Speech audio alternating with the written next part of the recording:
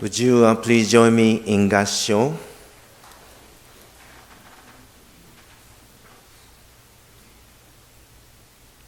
May all beings be happy. May they be joyous and live in safety. All living beings, whether weak or strong, in high or middle or low realms of existence, small or great, visible or invisible, near or far, born or to be born, may all beings be happy. Namo Amida Butsu. Namo Amida Butsu. Namo Amida Butsu. Namo Amida Butsu. Good morning, everyone. I'm really enjoying this morning service, especially sitting next to Rimbang Oshita playing shamisen. Trying to. First time I saw him with shamisen. I know he did learn or took a lesson in Japan, but this was my first time seeing him playing shamisen. I'm sitting next to him and thinking about my own talent. I have nothing. But I don't have any talent, but my girls, my oldest one, Amy, she's into drawing. She's an artist, and what she does is it's called a storyboard artist. When they make movie, she helps drawing the picture, concept picture, before they even film the actual movie. So she is so proud of her works. And the latest one is the movie called Jurassic World. So when I was in Los Angeles, she took me to see the movie. And I'm not really a movie goer. And this is the first time in the last 3 years I went to see a movie. I was surprised that, we could buy ticket on internet, huh? On the iPhone or your smartphone, you could just go and pay and even get the reserved seat. Did you know that? I think we should do that for the church. I'll be at the Hatsubon service. Please reserve this and this seat. So she took me to see the movie, and being a proud father, I stayed till the end. And lights are on, everybody leaves. I'm still waiting to see. And this is not the first movie, but it was nice to see my daughter's name appearing on the big screen. So I don't have any talent, but I had a hidden talent I passed on to my kid. How many of you see the movie? Okay. Not that many here, huh? They're not showing on theater here? How about the Jurassic Park, the first one? Did you see that? Okay. That one, she didn't work on that. She worked on Spider-Man 2. Huh? Yeah. And she worked on another film called Snow White? Snow White. And 500 Days of Summer. Anyway, this morning I like to talk about Jurassic Park. Jurassic World. The dinosaurs, right? Dinosaur. Have you seen the real dinosaur? Any of you who have seen the real one? No? Never seen. Clone? Or at the museum, sometimes you could see. But not the real one, huh? Some dinosaurs so huge, big size of this Hondo. Can you imagine if the big dinosaur comes here today? how would you react?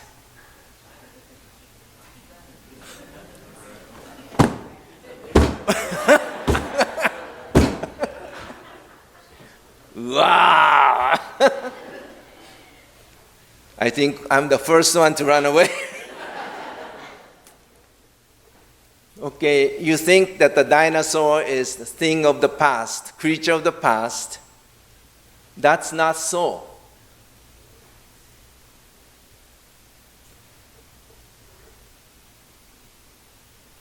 You, me, we are dinosaurs to some creatures. Right? You don't know, but the little creature looking up, us walking around, they think, oh, dinosaurs came. Right? So we think dinosaur disappeared many, many years ago. But when you think about our own selves running around, moving around, we are indeed no different from dinosaurs. Shakyamuni Buddha, he realized that. So when he walks, he was very careful not to step on any insect or creatures on the ground. Right? Do you do that? Shakyamuni Buddha, the way he saw the world, little different from the way we see the world. He saw other animals, other creatures, other beings as his friends. You don't want to step on your friends. You don't want to hurt your friends. So Shakyamuni Buddha was the type of person who respected other beings and other animals. I understand there is another member here today. She's not here. Stevie?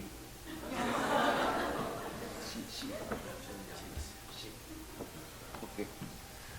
When I saw Stevie with Okesa last night,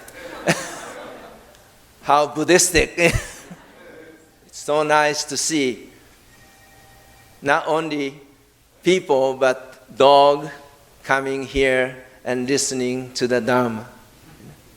It's very nice. Anyway, Shakyamuni Buddha, especially in India during the rainy season, more animals and creatures and insects on the ground. So Shakyamuni said, okay, during this rainy season, let's try to stay in one place. Okay? Let's try to stay in one place and let's do a study. And that's called a summer retreat. That's the Shakyamuni's time. They started this tradition called the summer rainy season retreat. And even today, we have this tradition in the Buddhist groups. The one that you see today is the Yak retreat, summer retreat for young people.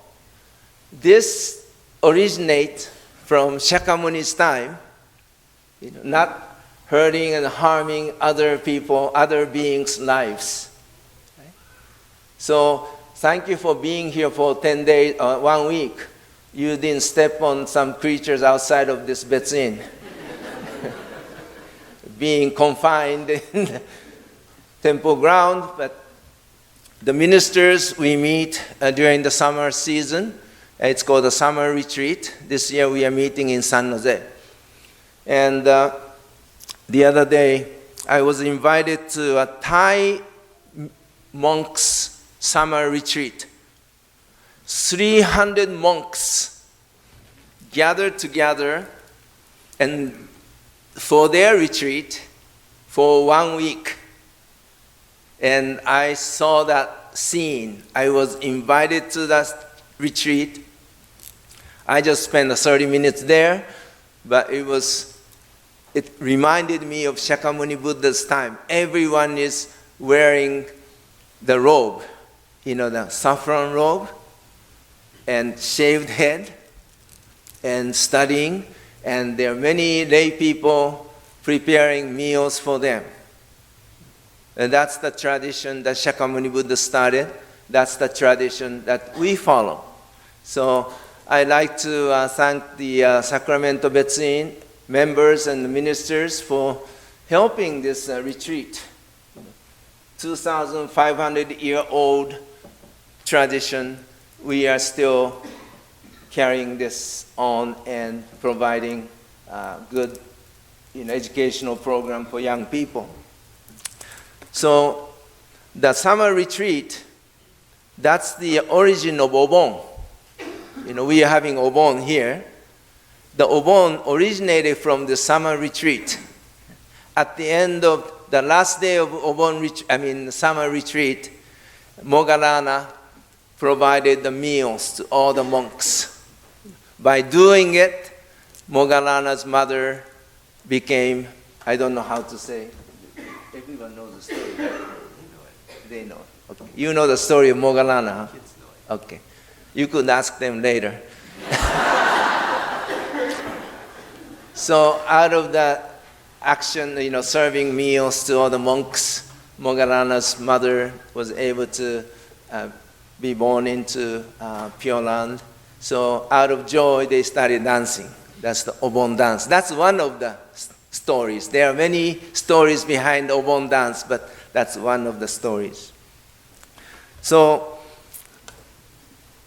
Shakyamuni Buddha's way of looking at things is a little different from the way I look at. I'm looking at the world through my own lens. It's hard to accept other people's view. It is very difficult to accept other people's ideas because I have so much faith in my own judgment. But the Shakyamuni Buddha, by the way, Buddha means awaken. Okay. The boys and girls, are you Buddha this morning? Are you fully awakened? Are you listening? I know they stay up late. So I understand, getting up early and having breakfast and attending the service. I think it's still difficult. I don't know if they are listening to me, but so Buddha means awaken. And we think we awaken. We think we know. But the Buddha saying, wait a minute, are you sure? Are you really awakened? Are you really living your life? So coming to a temple service, such as Hatsubon and Obon, you question yourselves. Am I really living my life? Am I really seeing everything as they are? And most of us, mainly myself, I'm speaking myself, I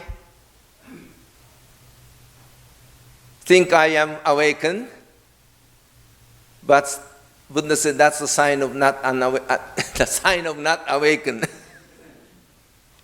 So the way Buddha sees, the way I see, it's actually two different. When we say we are living, sometimes we are just moving around, we are not living. When we say so-and-so died, we say so-and-so died. Buddha said, no, he or she did not die. Wait a minute. When someone dies, that's the end of life. And the Buddha said, no. That person did not die. Strange, huh? We say he died or she died. She passed away, he passed away. But Buddha said no. In our tradition, we use the word, that person was born into the Pure Land. Not dying, but becoming someone else. Becoming something else. The person's physical being may not be here, But when a person enters into the realm of oneness of enlightenment, new relationship begins. New relationship develops between us and those who have gone to the Pure Land. They did not die. Of course, yes, they are not here physically with us. I understand, I acknowledge. But these people who lived and died before us, who returned to the home, the real home, they are always with us. This is the time to acknowledge their lives and our lives. We say birth and death. By the way, I don't want to say this. Get too long. So next time. So when we say we are living, it's not we are living. It's not I am living. All these infinite causes and conditions allowing me to be here. It's not like I am living with my own power. I am allowed to be here. So even the relationship between you and your beloved ones, you are allowed to have that relationship because of the infinite causes and conditions. When the conditions expire, we say, arigato, thank you very much. When someone is born into this world, as Reverend Oyster said, my third one is supposed to be a boy, but came out as a girl. It's beyond my control, beyond our control. And a person that we named as Michelle came into this world as a wonderful human being. I say, arigato, thank you very much for being here and born as my daughter. But she is not my possession. She is not mine. She is not my personal, what do you call? Thing or person. But it's difficult for me. She is my daughter. I should have the control over my daughter. But that's not so. Even the life and death of other people. We want people to be here forever, but it's beyond our control. So that's what Reverend Oyster is saying. Each moment could be last moment. Each moment has to be treasured.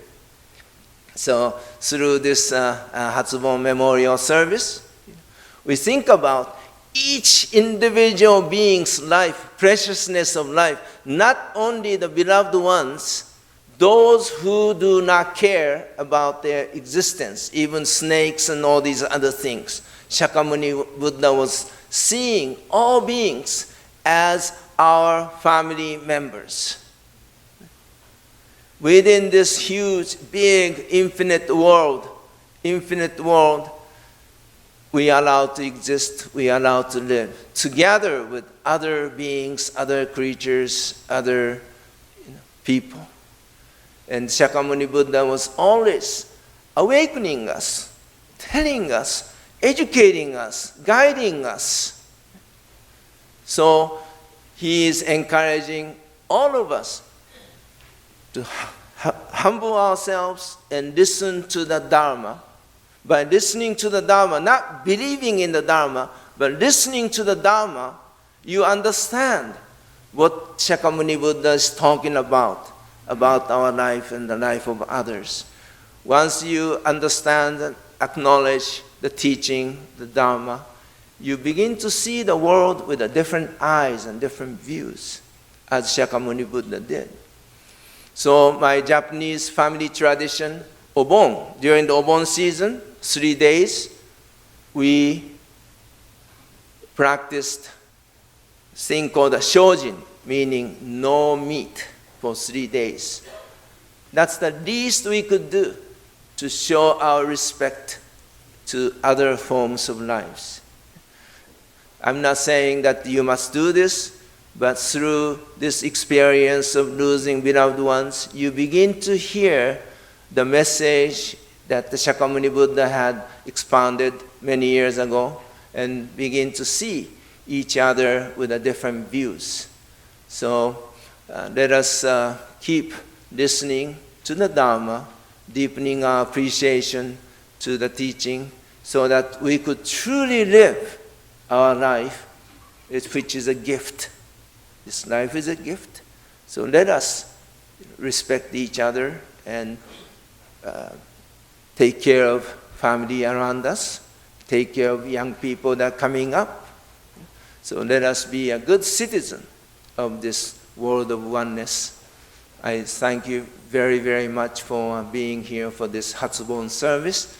These people who passed on before us became nothing but the light, guiding all of us to the world of oneness, world of suchness. Please join me in Gassho. Namo Amida Butsu. Namo Amida Butsu. Namo Amida Butsu.